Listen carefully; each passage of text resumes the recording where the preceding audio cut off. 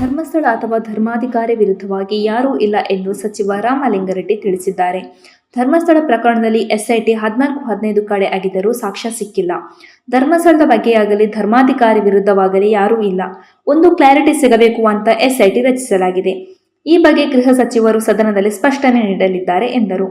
ಬಿಜೆಪಿಯವರಿಗಿಂತಲೂ ಕಾಂಗ್ರೆಸ್ನಲ್ಲಿ ಧರ್ಮಸ್ಥಳ ಹಾಗೂ ಮಂಜುನಾಥ ಸ್ವಾಮಿ ಭಕ್ತರಿದ್ದಾರೆ.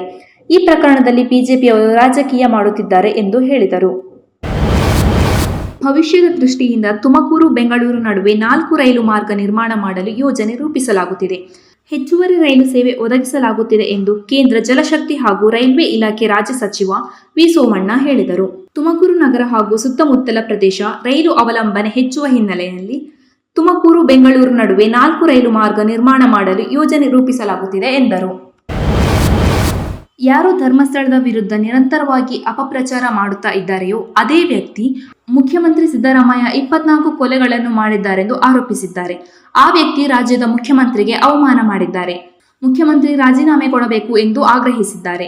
ಧರ್ಮಸ್ಥಳದ ಬಗ್ಗೆ ಆರೋಪ ಬಂದ ಕೂಡಲೇ ಎಸ್ಐಟಿ ರಚನೆ ಮಾಡಿದ ಸರ್ಕಾರ ಈಗ ಸಿಎಂ ವಿಚಾರದಲ್ಲಿ ಬಂದ ಆರೋಪಕ್ಕೂ ಎಸ್ಐಟಿ ರಚನೆ ಮಾಡುತ್ತದೆಯೇ ಎಂದು ಪ್ರತಿಪಕ್ಷ ನಾಯಕ ಆರ್. ಅಶೋಕ್ ಪ್ರಶ್ನಿಸಿದರು.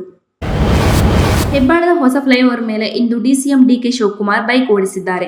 ಈ ವೇಳೆ ಸಿಎಂ ಸಿದ್ದರಾಮಯ್ಯ ಡಿಸಿಎಂ ಡಿಕೆಶಿಗೆ ಹಸಿರು ಬಾವುಟ ತೋರಿಸುವ ಮೂಲಕ ಸಾಥ್ ನೀಡಿದರು. ಬೆಂಗಳೂರಿನಲ್ಲಿ ಹೊಸದಾಗಿ ಉದ್ಘಾಟನೆಗೊಂಡ ಹೆಬ್ಬಾಳ ಮೇಲ್ಸೇತುವೆ ಮೇಲೆ ಉಪಮುಖ್ಯಮಂತ್ರಿ ಡಿಕೆ ಶಿವಕುಮಾರ್ ಮೋಟಾರ್ ಸೈಕಲ್ ಸವಾರಿ ಸಿಎಂ ಸಿದ್ದರಾಮಯ್ಯ ಅವರು ಹಸಿರು ನಿಶಾನೆ ತೋರಿಸಿದರು. ಹೆಬ್ಬಾಳ ಜಂಕ್ಷನ್ನಲ್ಲಿ ಕೆಆರ್ ಪುರಂ ಕಡೆಯಿಂದ ಮೇಖ್ರಿ ವೃತ್ತದ ಕಡೆಗೆ ಸಂಚರಿಸಲು ನಿರ್ಮಿಸಿರುವ ಮೇಲ್ಸೇತುವೆಯನ್ನು ಇಂದು ಮುಖ್ಯಮಂತ್ರಿ ಸಿದ್ದರಾಮಯ್ಯ ಅವರೊಂದಿಗೆ ಲೋಕಾರ್ಪಣೆಗೊಳಿಸಲಾಯಿತು.